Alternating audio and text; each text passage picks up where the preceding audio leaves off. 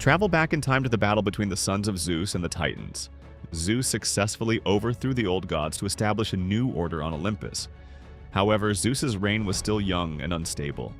Despite freeing the Cyclopes and the Hecatonchires from the depths of Tartarus, he replaced them by imprisoning the Titans to fill the void. Of course, Gaia was not pleased, as many of her children, the Titans, remained locked away. Nothing had truly changed since the Titanomachy, so Gaia sought to free her children by turning to another group of her offspring, the Gigantes, or Giants.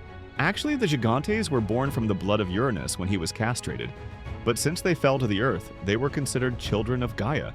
These giants were huge, hairy, and had legs like serpents. With 24 of them in total, they decided to march on Olympus with the sole purpose of toppling the future tyrant. The Gigantes hurled massive boulders at Olympus, but their efforts were largely ineffective. The gods of Olympus tried every trick in their arsenal, but nothing worked. This was because Gaia had declared that the Gigantes could only be defeated if the Olympian gods received help from a mortal wearing the skin of a lion.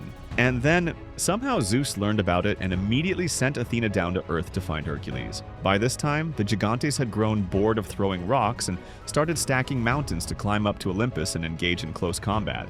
While they were in the middle of climbing, a loud scream echoed through the air, and the Gigantes, startled, turned to flee. Looking back, they saw Dionysus and Silenus riding a donkey in pursuit. Realizing they'd been tricked, the Gigantes quickly returned to the fight, but by then, it was too late for them. Hercules arrived just in time. With his bow, he shot arrows, and with his mace, he smashed away.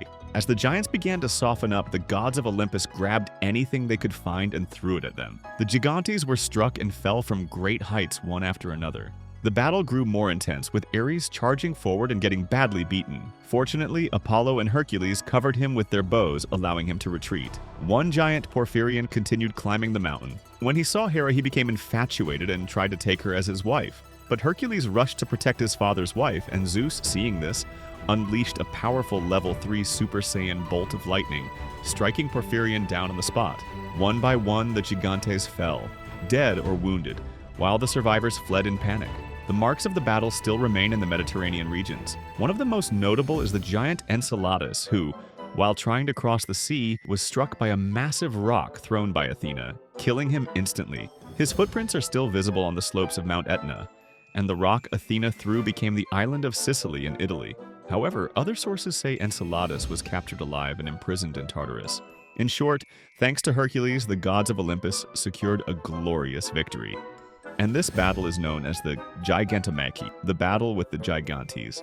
Back to Typhon, there were still 2 gods left on Olympus, Athena and Zeus. The moment Typhon saw Athena, he unleashed a blast of fire. Athena raised her shield to block it, then leaped toward him to strike. But before she could reach him, Typhon caught her and hurled her into a pillar. Zeus quickly launched a lightning bolt to protect his beloved daughter, but the damage wasn't enough. He jumped in to engage in hand-to-hand combat. After a while, however, Zeus was thrown back and knocked to the ground. As he was getting up, he spotted Kronos' scythe, the weapon capable of cutting through divine flesh. Zeus grabbed it and charged at Typhon, aiming to cut his neck, but Typhon dodged and landed a crushing punch. Zeus fell hard to the ground, dropping the scythe. Typhon quickly snatched it and tore apart Zeus's tendons. Of course, Zeus was immortal, so he didn't die, but he was left severely crippled, unable to move. After defeating Zeus, Typhon shed his monstrous form and took on a more handsome appearance, fitting for a new ruler of the gods. Zeus was locked away, and Typhon handed over Zeus's tendons to his wife, Echidna, for safekeeping. Speaking of Typhon and Echidna, they had many children, all following in their parents' monstrous footsteps. First, there was the Chimera, a creature with a lion's head, a dragon's tail, and a goat's body. Then there were the 3-headed serpent-like Lerna, the 2-headed dog Anthros, and the 3-headed dog Cerberus. Other offspring included the Nemean lion, a dragon from Colchis, and Ladon, the dragon who guarded the golden apples, among others. Meanwhile, with Zeus imprisoned, things would be even worse if the Titans were released. The only way to ensure Olympus's safety was to free Zeus. Violence wouldn't do the trick, so it had to be done through cunning. Hermes, along with his son Pan, set off to rescue Zeus. Pan waited for the moment when Echidna was alone, then let out a loud, piercing scream. Echidna was caught off guard, confused and panicked.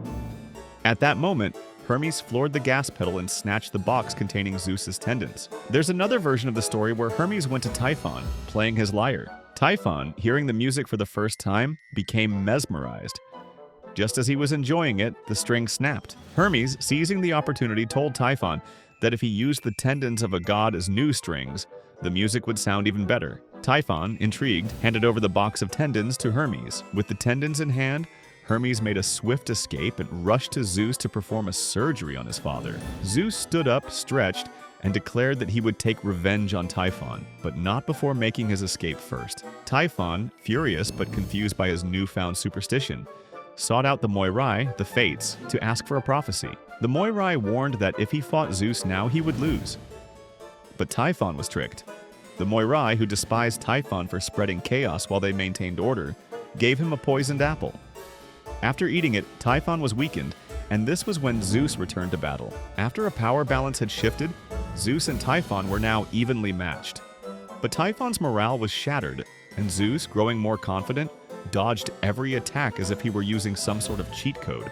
Finally, Zeus gathered all his strength and launched a single lightning bolt that struck Typhon in a headshot. Typhon fell, but of course he didn't die, since he too was immortal. Seizing the moment, Zeus picked up Mount Etna from Sicily and hurled it at Typhon, trapping him beneath it. Thousands of years have passed, and we still witness Typhon's wrath. Whenever he gets angry and unleashes his fire, the volcanic activity of Mount Etna flares up, making it one of the most active volcanoes to this day.